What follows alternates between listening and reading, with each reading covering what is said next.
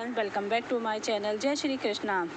हम सभी जानते हैं कि भारद्वाज ने गंगा में स्नान करती दत्ताची को देखा।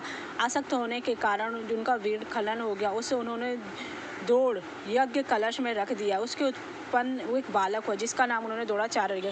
द्रोणाचार्य भारद्वाज मुनि के पुत्र थे। वे संसार के सर्वश्रेष्ठ धनुर्धर थे। द्रोण अपने पिता भारद्वाज के मुनि आश्रम में ही रहते हुए चारों वेदों तथा अन्य शास्त्रों में पारंगत हुए। द्रोण का जन्म उत्तरांचल की राजधानी देहरादून में बताया जाता है, जिसे हम देहरादून के नाम से भी जानते हैं। भारद्वाज मुनि के आश्रम में द्रुपद भी द्रोण के साथ ही विद्याभ्यास करते थे। भारद्वाज मुनि के शरीर उपरांत के बाद द्रोण वहीं रहकर तपस्या करने लगे। वेदांतों में पारंगत तपस्या के धनी हो द्रोण का यश घोड़े ही समय में चारों तरफ फैल गया। द्रोण का विवाह कृपाचार्य की बहन कृपि से हो गया और उनका अश्वत्थामा नामक पुत्र हुआ। अन्य पुत्र हुआ। अपनी माँ से दूध पीने को मांगा तो कृपि ने अपने पुत्र को पानी में आटा घोलकर दूध बताकर पीने को दे दिया। द्रोणाचार्य को इस बात का पता चलने पर अपार कष्ट हुआ। उन्हें द्रुपद का आधा राज्य देने का वचन याद है, किंतु द्रुपद ने द्रोणाचार्य को अपनी राज्य सभा में अपमानित करके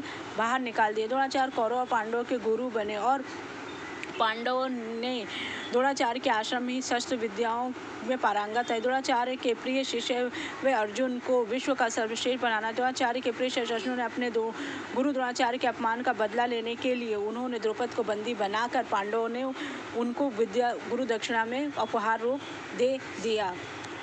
युद्ध के पहले दिन द्रोणाचार्य ने कौरवों के सेनापति के रूप में मुख्य रूप से अर्जुन को सीधे आदेश दिया, पांडवों के विरुद्ध युद्ध लड़ने और कौरव सेना की रक्षा करने का उत्तरदायित्व सौंप दिया। चूंकि वे गुरु थे, उन्होंने अपने गुरु धर्म के मार्ग पर चलते हुए युद्ध की शांति और धर्म के प्रति अपने न्यायपूर्ण कर्तव्य का पालन किया। शांति दूत बनकर जब भगवान श्री कृष्ण कुरु राजसभा में दुर्योधन को समझाने के साथ साथ गुरु द्रोण को भी उनके धर्म और कर्तव्यों का बोध कराया। श्री कृष्ण ने द्रोणाचार्य से जो संवाद किया वह नैतिक धर्म और गुरु शिष्य परंपरा का एक अत्यंत मार्मिक और गंभीर उदाहरण है। श्री कृष्ण ने द्रोणाचार्य को संबोधित करते हुए कहा कि एक आचार्य का धर्म होता है अन्याय को रोकना और सत्य का साथ देना। अब जब भरी सभा में द्रौपदी का अपमान हो रहा था तब द्रोण ने उसे रोकने का प्रयास नहीं किया। श्री कृष्ण ने कहा कि जब गुरु की अन्याय का मूषक बन जाए तो वह अधर्म का भागीदार हो जाता है। श्री कृष्ण ने गुरुद्वार को याद दिलाया कि उन्हें पांडव और कौरवों को समान दृष्टि से देखना चाहिए। गुरु के लिए दोनों पक्ष समान होने चाहिए, ना कि दुर्योधन का पक्ष।